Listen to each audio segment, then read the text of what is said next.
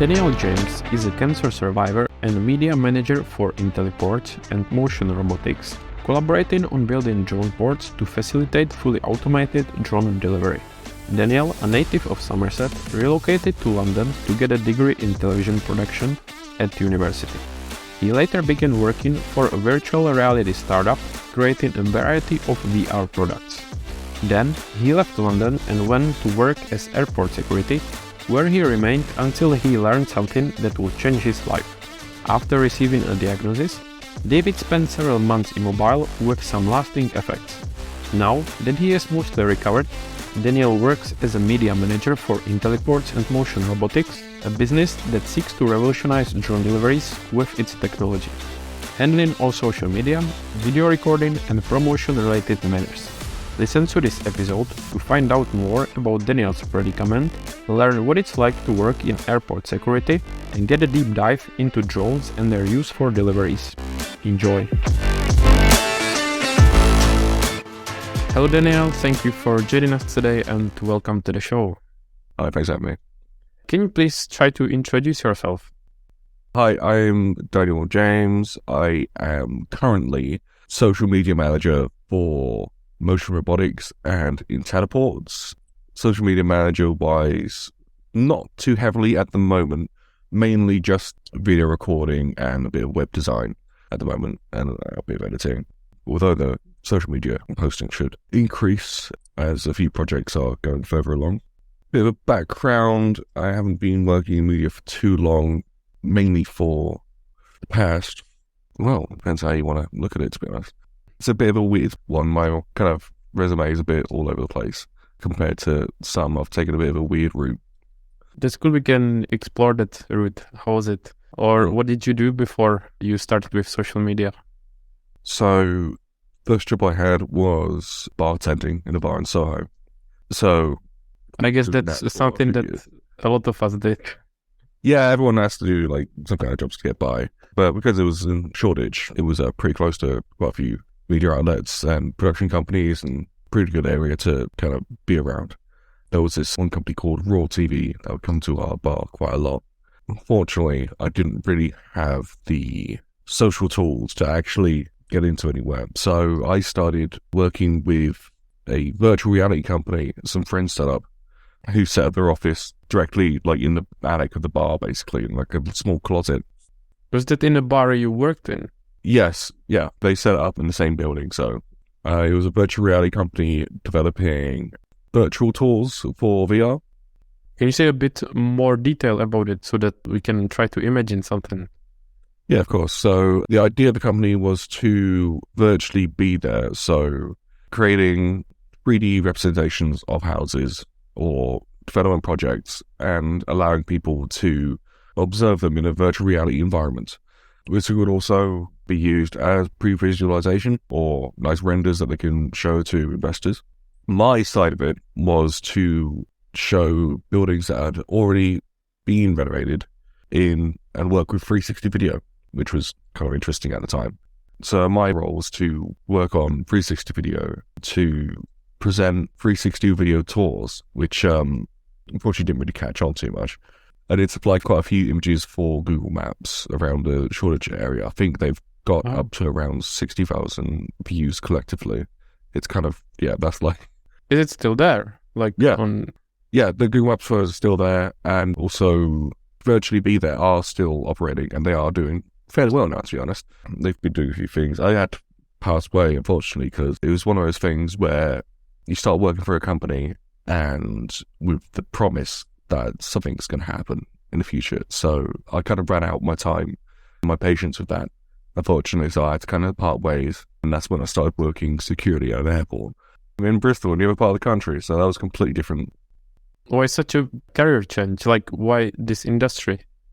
It was just because I just needed a job at the time. I just needed something that was paying, as quite a lot of us do. And unfortunately, if you don't get into the media industry, things can be quite tough. It's not hard to get into the media industry. It's just I have dyslexia, and I didn't really think of it as an issue until quite recently. But because my social skills didn't develop as quickly as everyone else's, this was quite a contributing factor into why every time I wanted to approach someone that could have led down to a more traditional media job, there was pullback in me and I couldn't really figure out what it was. But yeah, that's kind of what led me to security. And how long you Yes, spent there in security? we started doing that around 2019, I think. So I did that for about 2 years. Was it during the COVID or around the COVID? Just before COVID. Oh no, I must have started around 2017. Yeah, I started doing airport security and just did 9 to 5.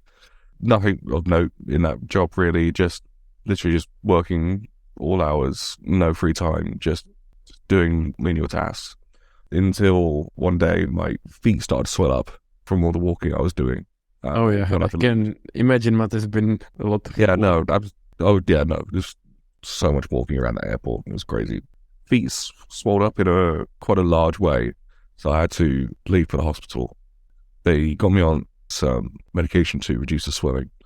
Came back for some blood tests and went back to work thinking nothing of it.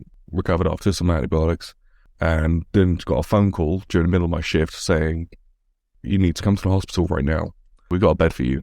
Yeah, come in, please." And I was like, "Okay, can I wait till tomorrow? Can I inform?" "No, you got to come right now." And I was like, "Okay." Still not really knowing what was going on. Got to the hospital, went to hematology and oncology. Started reading posters on the wall, and it was all for cancer stuff. And I was like, "Oh, oh no." And that's when the doctor came in and said I had acute myeloid leukemia. So that put me out of commission for about best part of 2020, really. So was it because of that walk-in, or did they find out based on those tests that they did after the walk-in? So acute myeloid leukemia is cancer of the blood, which develops when the blood-producing center, which is the marrow inside your bones, doesn't produce the right amounts of certain blood cells, whether there's white cells, red cells, and platelets. There we are. So that balances out, but I wasn't producing enough platelets, really. The cause of it, still unknown, really. It was just kind of random. So was it kind of that you were lucky that you went to the hospital so that they found out?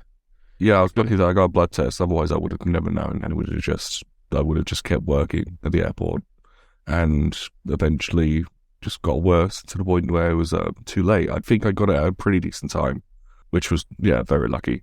I cannot really imagine such a scenario if it happened. It was very bizarre. Just multiple months of just sitting in a bed and things happening, and you're just trying to wait for time to go by as your body gets weaker and lose all your hair. Kind of incredible that I got my hair back in the way that I have, pretty much the same as it was, just a little bit thinner, which was not too so great for my beard, but I managed to grow enough of it to kind of restore it. I think. I don't know if it works that well. And how was the treatment? Was it just you lying in a bed and waiting for pills to work, or your body to cope with it? So most of it is intravenous. So chemotherapy is mixed up into a solution and then it's intravenously introduced into your body. I had to have a splint inserted into my arm through one of the arteries leading to just above the first heart valve. So I had to have a vent all the way into there, which was quite uncomfortable every time. But once it's in there, it's not terrible. You can still feel it in there, and it's a bit off-putting, but it's not too bad. And you just get weaker, you start passing out and throwing up a lot. It's not fun. Not fun at all. And what is like the percentage of survival? Is there like a high percentage or low? Percentage of survival for acute myeloid leukemia was, I don't think it was that bad, to be honest. I can't remember exactly what it was. Let me just double check. Just to imagine if it's something very serious that you are scared of your life, because obviously you are scared, but to what extent? More than 25% of adults with AML, about 45% of those can be expected to survive 3 years or maybe more. So about 45%. So not terrible in schemes of cancer. I think I was given a better number than that, to be honest. And do you know, or did they tell you what was like the cause in the first place that it happened? It's just that happens to someone Or is there like a specific reason for that? I don't think they really had a specific reason for it, no. As I was working in the airport, I was close to X-ray machines quite a lot, and it was quite common for us to lean on them, which they did say in training not to do, but we just did it anyway because it was just something to lean on after like a long day of work. So that could have led to a cause of it, but I don't know. I can't really say that because I don't really know if there's actually been much of an investigation on that. Are X-ray machines those that they use for baggage checks? Yeah, you put your bag on a conveyor belt and it goes into a box and then it does an X-ray. And then some old fart with glasses you can barely see looks at it, sees the small electronic device, goes absolutely crazy, and then you get a full bag search because they don't know what they're looking at. How long you said you spent in a hospital? Was it pretty much the whole year? Most of the whole year. I was in hospital from December 2020 up until, let's see, I had about 3 rounds of chemo. It was originally going to be 4, but they changed the rules during COVID that chemotherapy should just be in 3 rounds instead of 4. So that was a great relief. So I was in there for probably around 4 months in total, or 4.5 probably.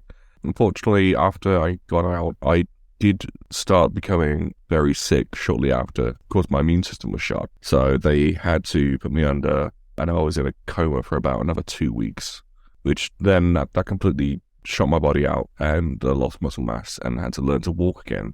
Oh, really? Yeah, I had some crazy dreams in that coma. It was it was wild.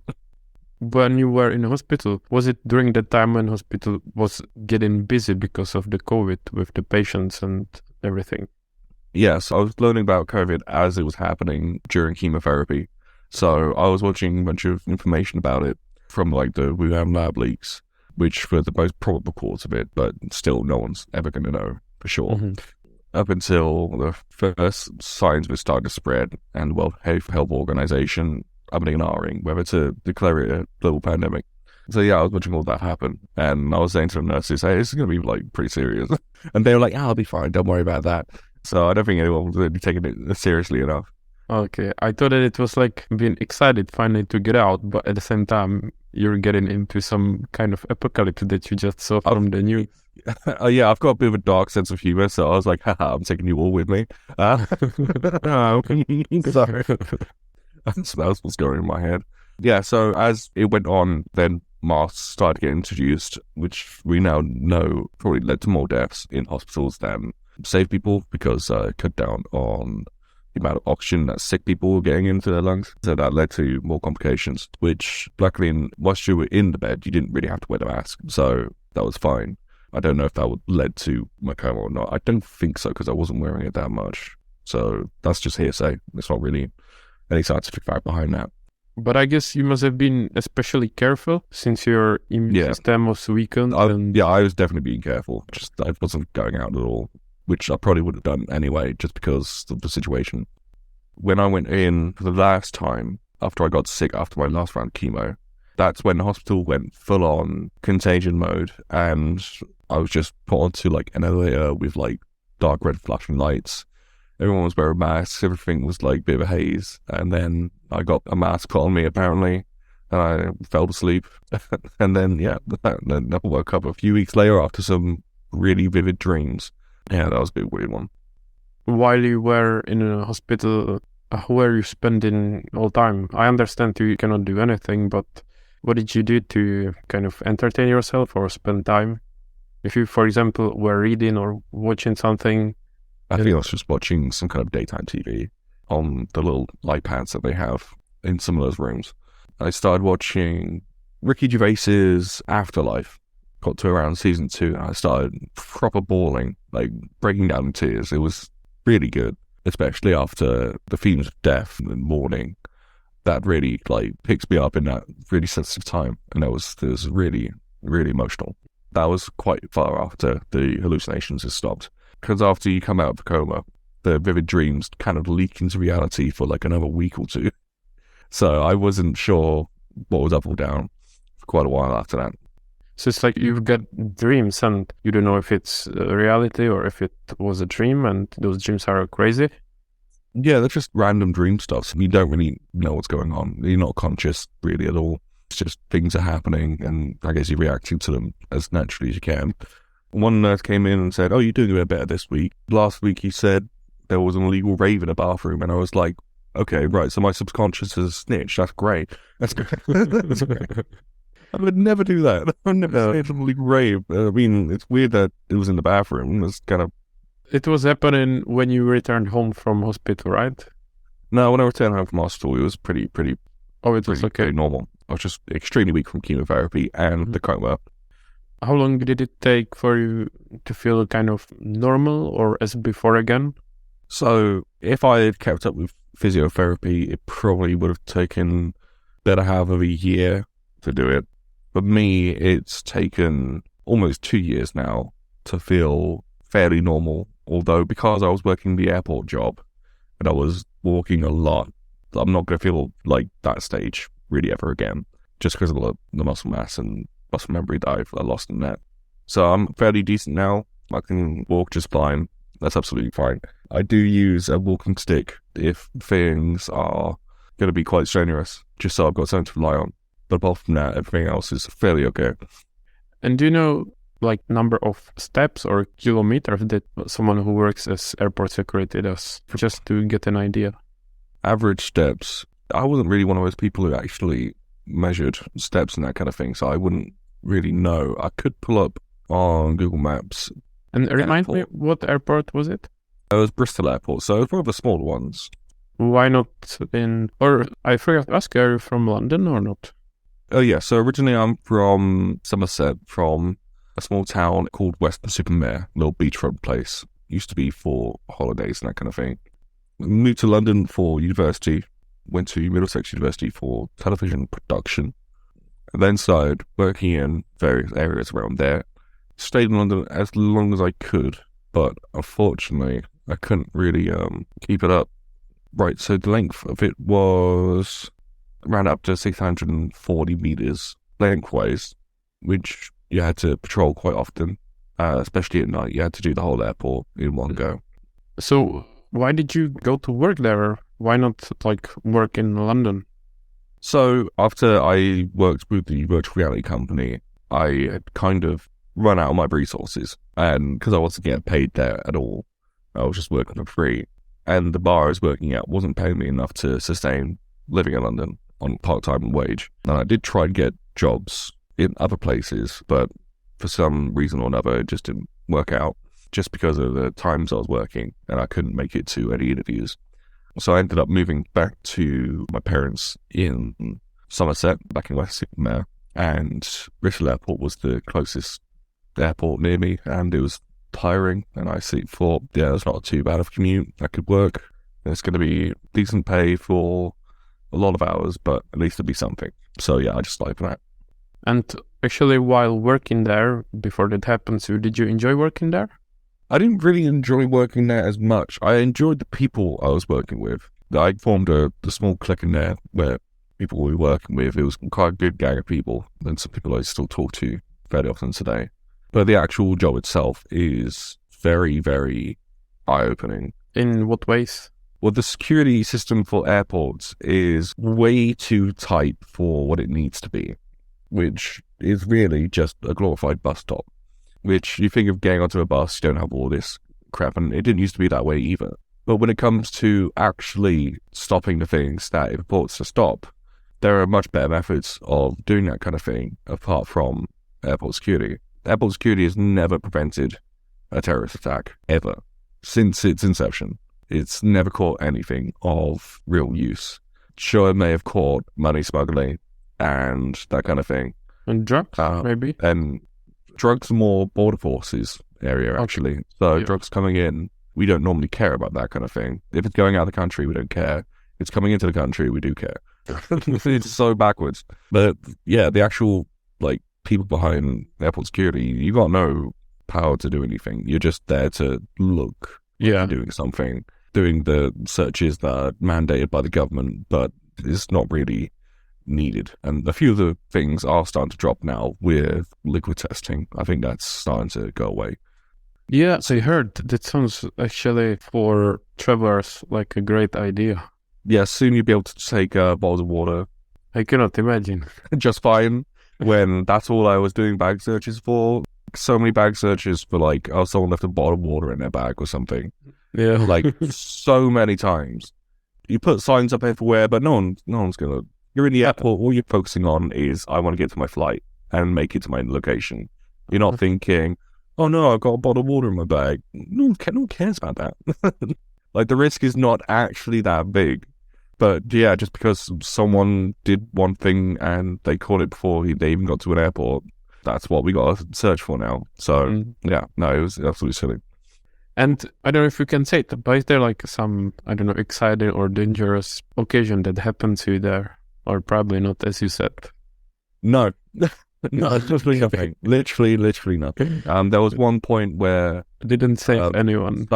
There was like some Antifa guy who came in and started like, because I had to do a bag search in his bag, he was like coming into areas he shouldn't and being like, and I was like, dude, chill, just like, I've got to do this. I'm sorry, man, but like, I've got to do this. So he did like that little. And the most interesting thing I ever did was the amount of large dildos I found on X-rays. And I knew they were large dildos. I knew they were large phallic objects made of silicone. I didn't pull them for liquids as everyone else did. Everyone else sees that image on an X-ray and it looks like a bottle of water or a weirdly shaped bottle of water. But I know what it is. I've been on the internet for a long time. I know what that is. You got the grandmas with the little glasses and they're like, oh, but I'll put it to be safe. I don't know. The amount of embarrassment that happens on an airport on a daily basis is blessed. That's the only thing that I can say. I find it funny, but like to the person it's happening to, it's horrific. And is there like It doesn't need to happen. Something that you would want to share for tourists not to do that you as airport security that it was like pissing you off that people do and shouldn't do?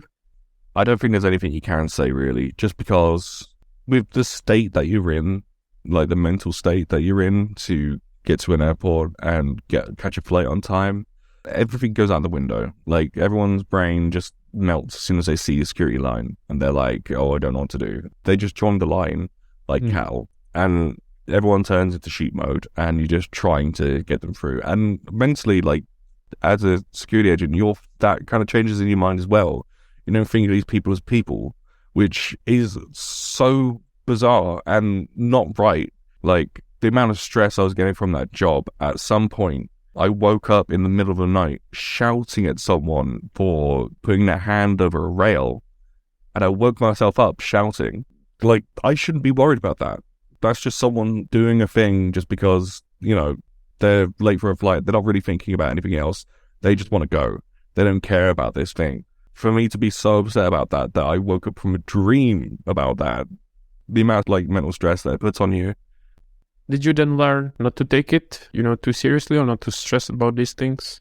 I never try to take it too seriously, but it just ends up kind of going into that, especially with the training you get, which is valid because they're training you for possible scenarios.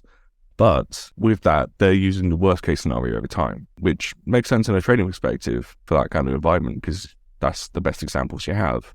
But for people who are just coming out of the training, they're thinking that they're some kind of super airport agent and they're going to be stopping all this stuff, and everything that could be wrong is the end of the world and they need to stop it. And that results in such long lines in security. And after COVID as well, with the lower numbers of staff that stayed on, because COVID allowed people to, especially in task jobs, to look back at what they were doing, actually reassess, is this actually worth it? Is it worth my time being this stressed for something that's not really that important? So they're working with lower numbers now and with people who just need it because they need it. But is it still possible to keep the same level of, let's say, service with less people, or they still struggle to find people? It's still possible to do the same level of service with less people, as long as those people are skilled. And when you're hiring for that kind of job, you're not looking for skilled people. And skilled people aren't looking for that kind of job. So it's one of those things where, is it possible? Yes. Is it in any foreseeable way part of reality? No. And would that job differ if it was on a larger airport? For example, I don't know, Heathrow or somewhere? Larger airports is the exact same system. It's just you've got to do more things. So with international flights, depending on what kind of country you're flying to, if it's outside of Europe, it might change soon. But if it's outside of Europe, you've got to deal with their aviation rules. So you have to search for certain different things that they're worried about. Or we had one flight to America every couple of weeks, which you had to do a special search for every time. We had to search the plane after every single time it landed and protect it and not leave the plane until the people started boarding. And we also had to do a secondary security check where if the government flagged that they were on the no-fly list or their name was close to sounding like something on the no-fly list, they would have to have a secondary search. Full bag search, non-mandatory, it had to happen. So you got to deal with other things like that, which countries may expect of you, which is just bureaucracy at its worst. I can imagine at a larger airport, it just becomes more things to deal with and, yeah, just more stress, more silly things. Yeah, that makes sense. Just a quick one. If you enjoy our podcast, please give us a review on your favorite podcast app, subscribe or share it with your friends. For more information, visit the show notes. Thank you, and back to the show. Can we discuss a bit VR as you worked in? It sounds like exciting topic. The virtual reality company. Yes.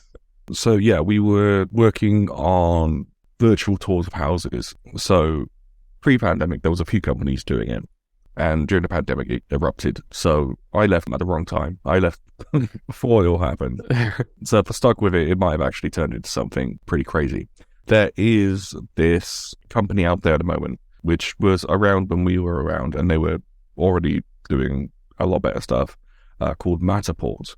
These people sell 360 scanning camera that property developers and estate agents can buy or lease. And it takes basically a Google Street View of people's houses. You just set it up in different rooms and hallways, and you just do a scan of the entire house. And from that data, it would also create a floor plan as well. So it uses LiDAR and photogrammetry to figure out the size of a space and the dimensions. And then you're also able to see a top-down view after. It's a pretty good piece of software. And during the pandemic, a lot more people integrated it into their websites. So any time you look for a house now, a lot of the time, it will have a Matterport 360 virtual tour included. So you can get a better idea of the space. So can you just try to explain what is LiDAR and photogrammetry, as you mentioned? Yeah, sure, I can, yeah. So photogrammetry is when you set the camera down in one spot and you take a bunch of pictures in a spherical direction and also at different heights, different angles. And you just take as many pictures as you can around a certain sphere. And then you stitch those photos together in a software like Meshroom. And that will create a 360 image, basically, that you can use for certain things. That's one way to get HDRI images for 3D work. So if you want to recreate a light scene from the real world, you grab a HDRI by doing a photogrammetry sweep of one specific point, and you would import that as a HDRI into your 3D renderer of choice, and then that will recreate the light scene exactly based on that 360 image that you took, a HDRI level, which is taken at different exposures. So you've got the whole range of exposures in there, and that will allow you to recreate the light in the environment exactly as it was. There's also photogrammetry as well, which is when you center on a certain object or an area, and you take a bunch of pictures from every switch angle around it in a circular motion, kind of like you're dollying around the entire scene. Just imagine like a sphere around this object, and you're trying to take as many angles from it around that sphere. And then you drop that in again into a software like Meshroom or Sketchfab, and that will recreate the object that you've taken in 3D space. Normally you have to clean it up a little bit, but that will recreate the mesh, and it will also recreate the textures as well. So that's a really good way of capturing an object or a room, or even an entire building, which is quite fun to do, especially with the work I do now at Motion Robotics. we quite often have to do 3D visualizations of some missions that we're planning to fly. So that means we will have to go up with a drone, capture the area that we're planning to do a mission on, and then represent that in renders in 3D. So you can scan buildings with it. It's such a fun tool. And what should we imagine when you say mission? What kind of mission is it, or what do you do there? So the current company that I'm working with, Motion Robotics and Inteliports, which are basically almost the same company. It's just Inteliports is the new branch of that. Certain missions that we're flying, it includes port-to-port drone delivery. So what Amazon and Google Wing are trying to do with delivering parcels via drone. So that kind of similar thing, but in a right style. And do you already provide it, or are you like developing it? And at the moment, we're basically developing it. We're developing a system that multiple drone companies can use. So if Amazon wanted to use our drone ports, or Google Wing wanted to use our drone ports, if DJI wanted to use our drone ports, anyone can use the infrastructure that we're building to increase their distance of operations. So they should be able to fly a bit further. So you just have these small, like post office basically type areas. And from point to point, it allows you to hop in between and either swap drones or swap packages. But then you can expand that with more hubs. So the distance you can fly is not really a factor anymore. You can just hot swap the package in between ports like you do in a typical logistics network to reach further distances in a much quicker time. And is it already being used by delivery companies? I saw a few times, but I don't know if it's like a regular thing for certain types of parcels. So at the moment, what we're developing with Inteliports is still in development, so we're not really using it with other companies at the moment, but we're building it with the intention of bringing on different drone companies to join our network that we're starting to build up now.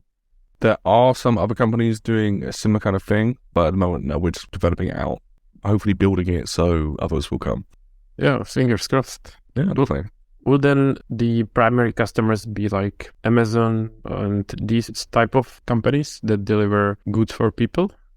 Yes, the Amazon or Google should be able to join us on the network, or even smaller drone delivery workers like Skyfarer are one of them. There's Mana Aero, which is doing great things in Ireland and starting to move to the US. At the moment, we're developing it to be drone agnostic, so it's great with literally anyone. And what's the area where you plan to use it, or where you are developing it? Is it like London or UK, or what is the size? Yeah, so at the moment, we are mostly developing it for the test area of the Solent, which is an area between Southampton, Portsmouth, and the Isle of Wight. You've got a massive waterway separating these three areas. So you've got Portsmouth and Southampton, which are on the same coastline going up towards England. And then you've got this separated small island, the Isle of Wight, which needs, if anything's going to get there, it's going to be delivered by ferry. And that includes chemotherapy drugs as well for some cancer patients. If they can't be moved to the mainland, chemotherapy drugs will have to be mixed up in Southampton and then driven and then boated to the Isle of Wight. So the UK is currently looking for options of delivering it via drone. There are a few companies offering this service, but they're not actually participating in active trials to do this yet. So it's still kind of all man's land, kind of free game for anyone to attempt it. So we're going to attempt to open up a port in the Isle of Wight and one on this side of the coast, and then start all-day operations flying from each side to hopefully start getting the flight numbers in. Yeah, so such a strategic idea behind it. So yeah, sounds good. And there like a time scale when it may start or when it may be possible? Yeah, so we've already got 2 drone ports in various stages of development. We've got Inteliports, a drone port in Fawley Waterside. That was our first drone port that we designed. Well, the guys designed, and is now in a disused power refinery that used to generate electricity.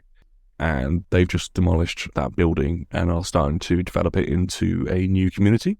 So that's going to be a nice little housing development down there. And we managed to get permission from them to build one of our drone ports down there, and that's already up. Just needs a bit more work on it to get it actually operational. And we've got our newer version of Intelliport Go, which is probably what we're going to go more towards, which is basically a shipping container with a drone port inside of it. So, yeah, that can be transported as well. Sounds smart. Recently. Yeah, we did that recently. We managed to get it to Cranfield University Airport for a demonstration to some of the investors. That was a bit of a task. Finding a truck driver who could deliver a shipping container was quite interesting. Why was that? Can you say more? Yeah, it shouldn't be that different, but the way shipping containers work is when people come to collect shipping containers, they normally just have a trailer that can take a shipping container, and they go to the port, and then that loads up onto the shipping container with a specific mounting points, and then they take that to wherever it needs to go, and normally the infrastructure is already in place for that kind of thing. With us, we've just got a shipping container lying down somewhere, so you need a more specialized way of moving it, which is normally called a HIAB, which is a crane with a trailer and a truck pulling it. So you need a crane that's large enough to pick up a shipping container and put it onto the back of a crane, onto the back of a truck trailer, which is a bit more of a specialized field. There are a lot of people out there who do this, but it was a bit of a push to get it because of the timescale we had, along with the budget limitations, which at the moment is basically nothing because we're putting everything into development at the moment, and everything else is starting to fall by the wayside.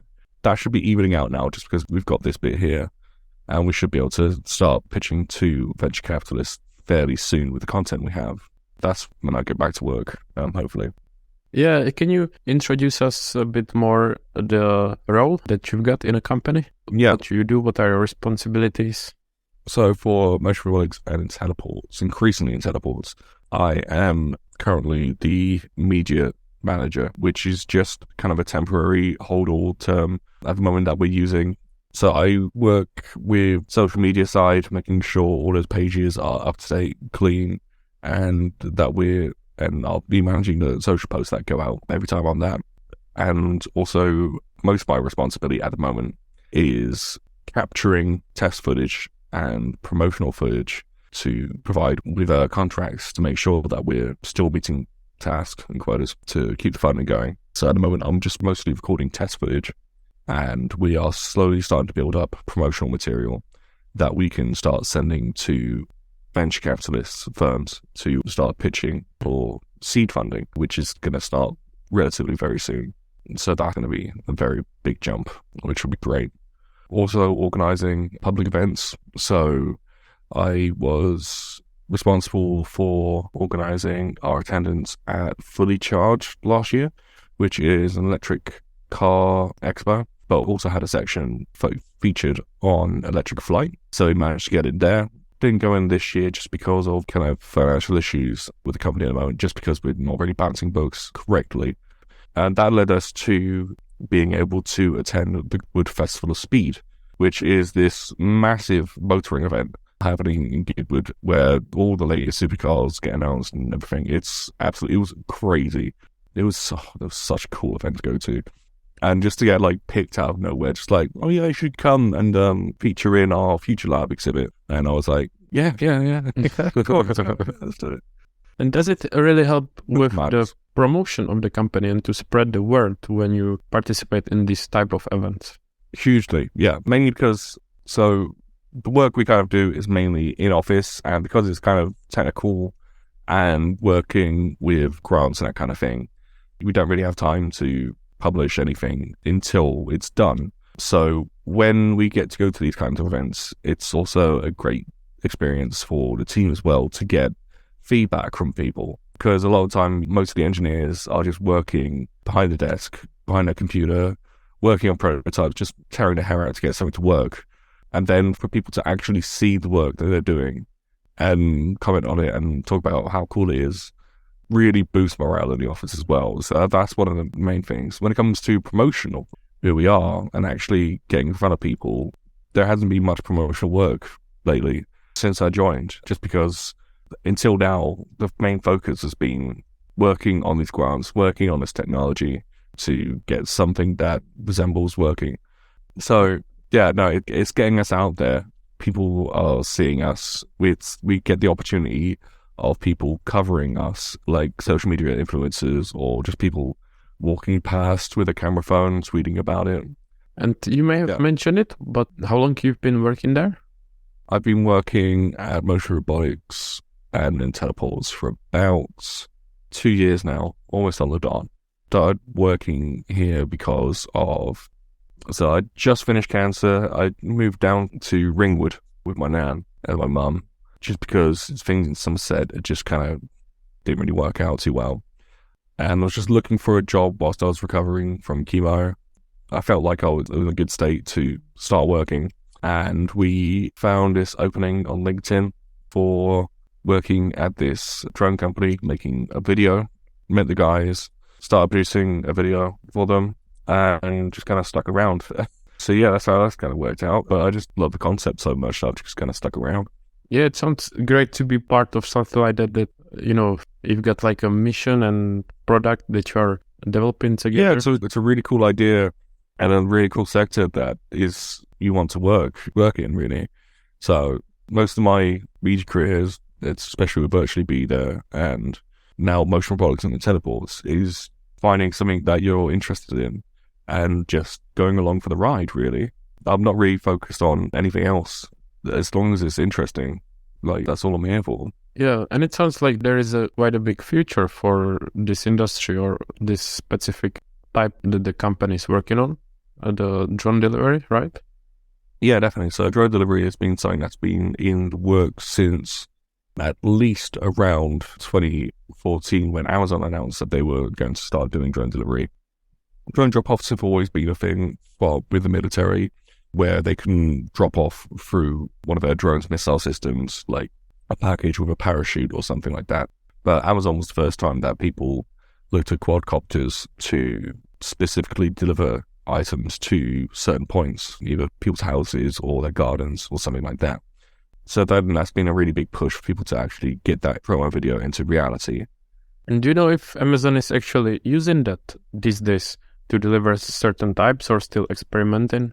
Yeah, so you don't really hear too much in the news about them, unfortunately, but they've been working on it since then very heavily. And unfortunately, Amazon's a bit of a tough tale when it comes to that kind of thing because of, I think they've had a lot of squandered potential, unfortunately. They've been working on it for so long and they've got a product that currently works fairly well. But because of the way it's been progressing and the arguments they've had with the Civil Aviation Authority and the Federalized Aviation Authority, the FAA in America, it's kind of stunted their ability to do certain things. So recently they attempted to start doing flight trials in California, but they couldn't get the permission from the regulator, the aviation regulator, to cross roads, fly over roads without someone seeing it and making sure it was clear to pass. Like, if a car drove underneath it, they couldn't fly the drone over the road. Like, that kind of stuff. Yeah, so at the moment, Amazon is battling bureaucracy and the fact that people on their team don't really stick around that long. So, yeah, no, it's been a bit of a weird journey for them, really. They do currently have drones that they announced in the last 2 or 3 years. That does seem pretty promising, but it's still a very small parcel that they're hoping to deliver, which you would think they would have a range of drones doing that right now. Google, with their Wing project, have been operating for a little bit less time, but their methods have actually proven themselves really well with just a simple hook that winches down and self-releases. They've been doing that very successfully to the point where it's almost adopted into the real world. So yeah, no, it's incredible. At the moment, they're still operating from car parks of grocery stores. So they've still got a bit of a way to go with figuring out their workload. But so they're still working on it, right? Because yeah, I feel like I haven't heard, I mean, I don't follow it, but before you saw it like in the news or somewhere, but I feel like... Yeah, every time you see a news story about drone delivery, it's normally about Amazon, because they must have like some kind of hard on over Jeff Bezos or something. When it comes to this idea, they must not like him for other stuff, and this is the one thing they can talk badly about him for, which is totally fair, to be honest. There was a crash at some point which started a small forest fire that got reported on. I'm sure there's been other examples of that because the nature of the drone technology just leads to that kind of thing. As you mentioned before, that it's not easy with regulations in the US. Is it a similar situation in the UK? It is really, unfortunately. The reasons in the UK why it hasn't really kicked off is because of if people are going on holiday and they want to show a drone shot of the airport they're going to, they will get their little drone up, fly it around the airport, and then that causes a ridiculous response from everyone being like, oh my God, there's a drone flying around in the airport. This is a massive security risk. No flights can leave. And like, police get called and airport security get called with BB guns and have to shoot the drone down. And this guy who's just like ignorantly tried to get a shot at the airport for his holiday is now gone to jail and got a pretty hefty fine. So it's because of stuff like that and also fears of privacy that are perfectly valid, to be honest, have kind of gotten in the way of the development of delivery drones.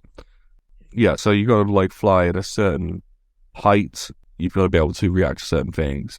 And the most damning of them at the moment has been the ability to fly the drones without having an observer. So at the moment, most of drone delivery flights are VLOS, visual line of sight. So you've got to have someone, or at least the operator, viewing the drone at all times and being able to see it. At certain distances, that's almost impossible. So you can only fly a certain distance before you can't see it anymore, realistically. So people are starting to develop systems over the past 4 or 3 years beyond visual line of sight, and that has started to open up, but only between specified corridors. So you've got to create these up in the air delivery drone flight paths, these pathways, these invisible roads above the skies that only drones can follow this certain pathway. So that kind of limits you even to another extent, but at least you're able to fly without visual line of sight for a much further distance. So at the moment, the way the regulatory bodies are approaching it, especially in the UK, is they are pushing things very slowly just to make sure that it's as safe as possible. So incrementally, they're pushing certain things, and eventually that will lead to more open, relaxed rules as the technology progresses, which is a total valid point of doing it. And does the progress look positively? The progress does look positive, to be honest. There's less and less accidents every day, and the way that drones operate, they won't hinder privacy in any way, really, because we don't normally use cameras unless we really have to. Cameras are mainly for locating where we're landing, and that's only looking out for a certain image on the ground. Normally some Aruku marker, some little black and white square that someone's placed on the ground, and that's all we're really looking for. Nothing else, nothing's getting recorded or anything like that. And everything else is just through GPS and flight control. So most of the drones can't see where they're going, they're just going. And do you fly a drone by yourself? Do you have one, like for a hobby or in your free time? Yeah, a lot of the guys fly FPV drones, which are first-person view drones, which have a small camera on the front of it where you can view with these radio-controlled goggles, so you can get a live video feed from that. And people do all sorts of crazy flights with them. I'm not one of those guys, unfortunately. I'd love to get the experience to do it, so I should probably ask some of the guys over the summer to give it a go. I do operate one of the small DJI SE minis, which is just a small camera drone. We started using that over the past year just to get some aerial shots, because it's kind of difficult to show what drones can do just from the ground alone. So yeah, I've been experimenting with that kind of thing recently as well. And makes beautiful shots for social media, I'm sure. Beautiful. Yeah, no, that's really, really nice. We should get a video of a drone flying from a drone's perspective, so high up, fairly soon. It's just the guys are a bit nervous about me flying next to one of their very expensive drones that they've put all this time and effort into with this little DJI. So yeah. And how long does it take, or did it take for you to learn with it for a decent level? They're fairly simple to operate, to be honest. I picked it up in basically an hour. Okay. Yeah, you pick them up, and like the flight controls that they give you are fairly self-explanatory. I've never tried it, so I've got no idea.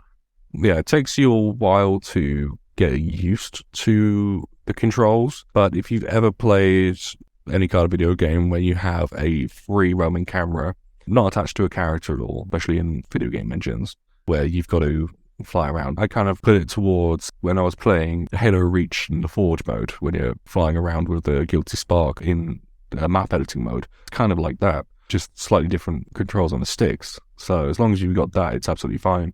It's not going to drop out of the sky. You don't have to maintain the height that it's at. It will do that mostly automatically. Really? Whoa. Is there something you are afraid of, like when it comes to any risks, or the drone is smart by itself and it's, reliable device, so you don't have to really be scared of if you don't do anything stupid? The DJI is small enough where I don't really care. Like, it's so small. Sure, if it comes flying towards you, it's going to hurt, but as long as you keep control of it, it's going to be fine. The software that DJI provides is so bloody stable. It's kind of incredible. As long as the wind speeds aren't over 30 miles an hour, which is kind of crazy for such a small drone. It's kind of crazy that it can be controlled in under 30 miles an hour wind. Mad. So that one's absolutely fine. I do get kind of scared of the large drone that we have. It's about the size of a small kitchen table, and it is very loud. We are working on, hopefully, using a different kind of prop that should reduce the sound levels, but just the deep hum that it gives off, it's quite spectacular. And when that's flying over your head, that's different. And what is the weight of such a drone? At the moment, we've got that one down to around, 15 kilograms. Yeah, the max weight we can carry is also 15 kilograms, but we kind of limit it to 8 kilograms. Just because of the regulation we're at right now, the included weight of the craft and the payload can't exceed 30 kilograms, I believe. So that's the current regulation. We have applied to carry above that. So with our next version, the heavy lift drone, we should be able to carry, we're aiming for around 200 kilograms. That's gonna be crazy. With that, we're using our own motor technology on that as well. So that's gonna be quite a long process. So yeah, that's gonna be mad. Yeah, sounds good. Yeah, Daniel, I would suggest to finish for today. And we can chat anytime in the future for second episode or as a follow-up. Yeah, if you want to, that's absolutely fine. Because it was a really interesting chat. Didn't know about this drone-related stuff, and working in airport, this was also interesting. And yeah, I guess so. At the same time, inspirational story about your cancer survivor. No, thanks very much. I'm glad you found it interesting. No, yeah, for sure. And I'm sure people will find it motivational and...